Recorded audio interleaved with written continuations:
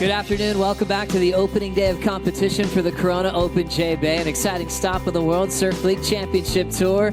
We enter an all-rookie clash. Griffin Colapinto takes on Wade Carmichael and Jesse Mendes for a spot into round 3. Second and third deal with round 2. To finish those waves off, and then Griffin, bit of a wipeout here halfway through the wave, but taking his time as well. I'm not sure how much experience this kid's got out here, Joe, but looking confident, looking smooth. Nice clean surf in there, taking a page out of Joel's book, really, spending a bit of time with Joel Parkinson. So right there, just pushing a little bit too hard. And he can't hang on. Down the stretch now, Mendes. Backhand blast, finding some speed. Patient off the bottom. Clean connection for that backhand arc. Vertical right in front of Colapinto, and he'll stay on his feet. Kind of makes everything he goes for, but obviously in a heat situation, a different kind of pressure. Jesse Mendes, talk about the solid base that he's got. Well, I don't think we've seen the best of this kid yet. Beautiful snap right there, just waiting for this wave to stand up. No rush, which is amazing here for Jesse, just taking his time, making sure he focuses on each maneuver, connecting nicely there with the finish. You know, Nathan Hedge, he had that 10. Hedges surf great on her. Back to this one. We'll focus on that goofy foot topic with Mendes. Patient, waiting for something to happen there. He'll just get out. The faces that you were dealing with back then. Guys like Martin Potter. We'll get back to that. This is Griffin up now. Griffin's got his dad out here with him. Longtime lifeguard in San Clemente, watching that turn. Serious carve.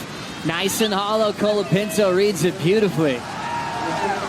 Crowd loving that execution in the pit, back in the barrel. Colapinto covering some ground. You can still see that red jersey fighting for the completion. He'll get hung up, and it really is a natural thing for him just to let you know how good he's feeling about being on tour. What happened on this one, Potts? Well, I like the pace that he's got. I mean, taking his time. And, you know, watch Connor Coffin this morning, just really pacing himself nicely with the wave. Beautiful barrel. Probably one of the better ones we've seen today, and then goes for that extra section at the end there. Just didn't quite come out of it, did he? Fighting his way. We saw Owen Wright come out of one of those earlier today, but unfortunately there for Griffin, didn't come out of that. So, I mean, he'll get a fairly good score no matter what. But I like the fact that he's just taking his time with it. And I think he's been watching the guys today, the guys that have been doing well. You know, especially as a lifelong surfer. That way you feel comfortable wherever you go. As kind we of look at home, at right? Griffin on this one, Potts, what do you think? Well, a smaller inside wave underneath the priority. I don't think this is really going to factor in too much, but, you know, why not? He probably had third priority, didn't he? Yeah. It's not bad to take a risk on a little one. If it builds up down the line or you do something crazy to start, you really haven't lost anything. And here we go. This is Griffin trying to make his way to Albatross. We're driving down the line, blow tail, ends up pulling around forward. Interesting, different sort of variation on the down the line carve that no one else has been doing. Slow wave, small wave, but, you know, throwing a little something different at it. Continuing the reverse, Kelly. When you're pulling it around forward, does that show more control here? It's just different. It's what the section asks you to do, you know, and it's cool because he knows he's going to stick that nose down and keep the momentum going down the line with the rail of the board going backwards. So it's just a very controlled thing, a very precise maneuver. Griffin kind of take this one to town. That's right. Colapinto still in the lead, improving on a 4.0 is his goal by taking this wave, a classic blowtail, completely board sliding on the lip line there. And now the rookie winding up, a little layback hack in the open face, but he can't hang on. Throwing some variety, a lot of progression. And that was like a mini version of that, but it's kind of that's a cool way to kind of add some kind of different flair. You watch how he gets the fins above the lip and tail above it, and uses the lip to kind of push the center of his board between his feet back against him. So where's his weight right there, on the front foot more? It's pretty centered, I think, in the middle of that. I think it's just balanced. And seeing that rhythm into the finish, but he couldn't hang on. John is his influencer because he was going for a flip rotation at Karamas, just trying to imitate something he'd seen John pull. This is Carmichael getting things started, his opening ride with 10:40 to go. The guy that finaled in Rio, known for his power, jams it. Building some momentum down the line, just stretching this one out. trying to make it count through the inside. Quick little barrel, and he'll go for the float to finish. Stays on his feet. So ultra selective. Remember, 40-minute heats. Those sets that we saw with those last previous heats, I mean, it was definitely on an increase, but with that tide, it's definitely slowed up. How important are colors on a board? Because I think it looks kind of weird. It stands out so much to me. It's distracting. The nose of the board looks so wide because the rails are dark like that. Yeah. And the straight lines make the template look real straight. But you know, if you just watch him surf, he draws some great lines. This wave is so fast on line, it didn't let him change direction a lot. But typically, Wade got such a good power game, and he rounds out some nice big carves, throws a lot of spray. Yeah. I thought about that earlier. Adriano's board had so many stickers on it. I thought it was an airbrush, but I think he has 14 sponsors. Watching Mendes now, trying to keep up to the pace with this rookie battle. Getting himself down the line. Has a good section to work with here. The double up and the wedge right here. Wraps it onto the lip speed staff now for Mendes. Nice patience there. Lip line flow, air drops, it goes down. And that's kind of the wave Wade wishes he waited for. It was a bit bigger than his. It offered a little more. Looks like it might be the best wave of the heat. So let's take another look from the start. Potts, what did you like about this first section? Well, I mean, just cleaner, less wind affected, but, you know, Jesse Mendes right here as it starts to hit that inside section. I love this wave around about now. You can see it looking like it's going to double up, set it up nice and clean. Taking his time with it. Didn't really connect with those maneuvers, though. Would have been a really big score. Yeah. This is live action. Colapinto lost his lead to Mendes just moments ago.